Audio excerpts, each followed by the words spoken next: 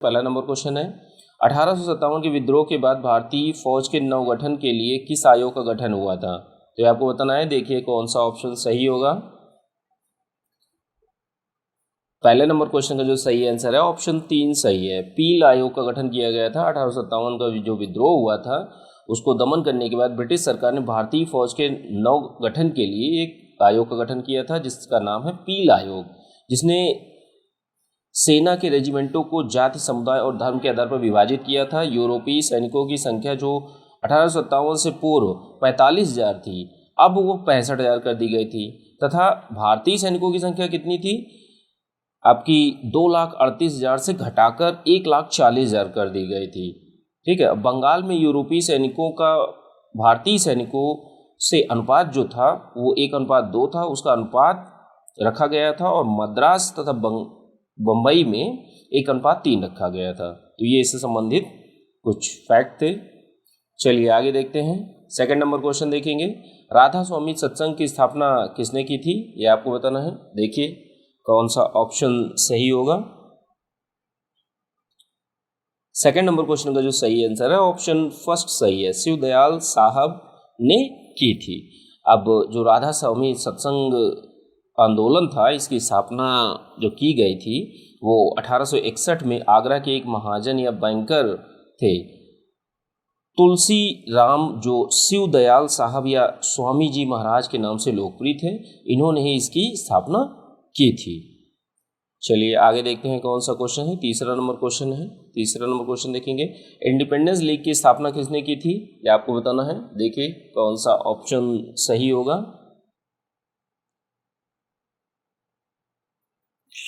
तीसरे number question का जो सही आंसर है ऑप्शन 4 सही है।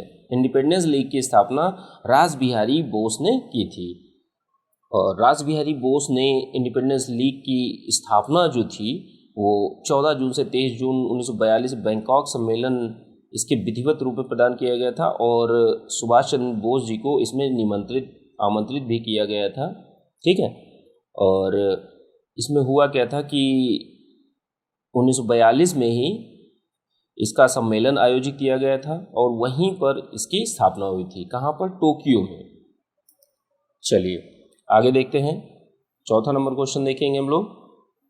भारत में प्रथम जनगणना किसके काल में हुई थी? ये आपको बताना है। देखिए कौन सा ऑप्शन सही होगा।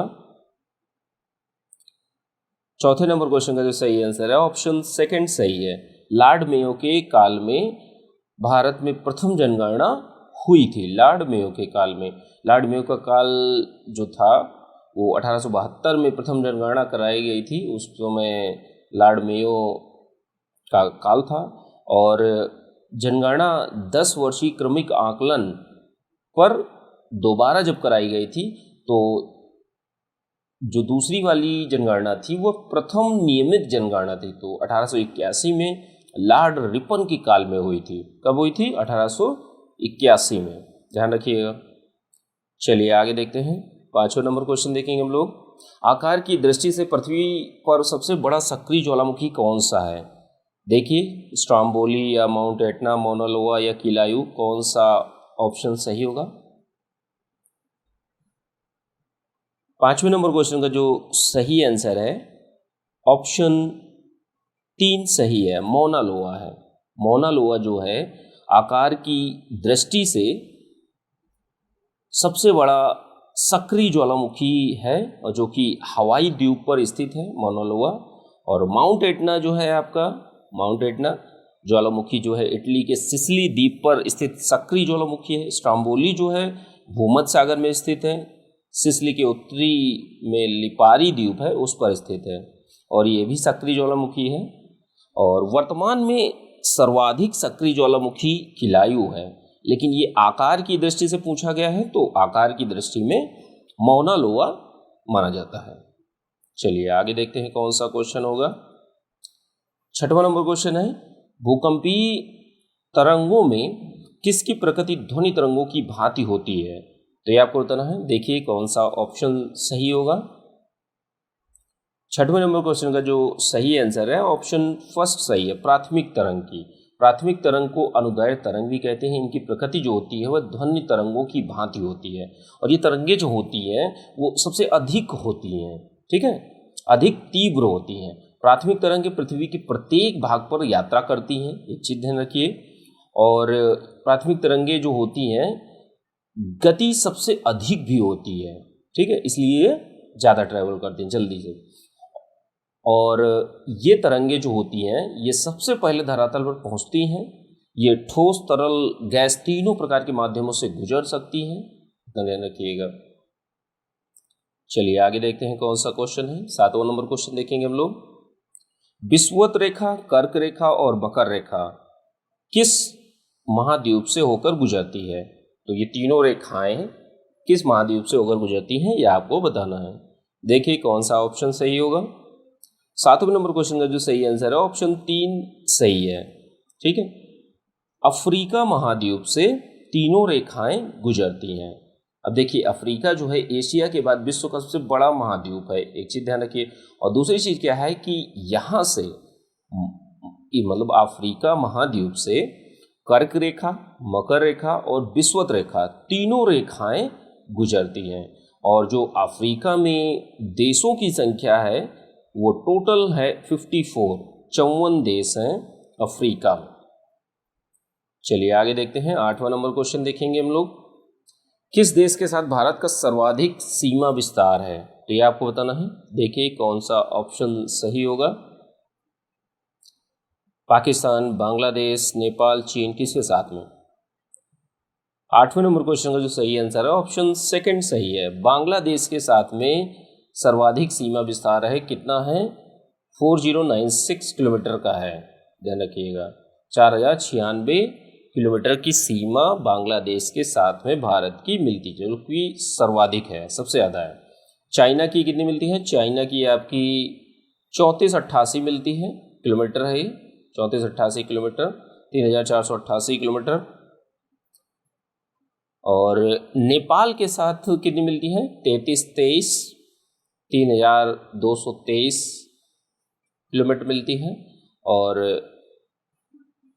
पाकिस्तान के साथ में यह है सीमा।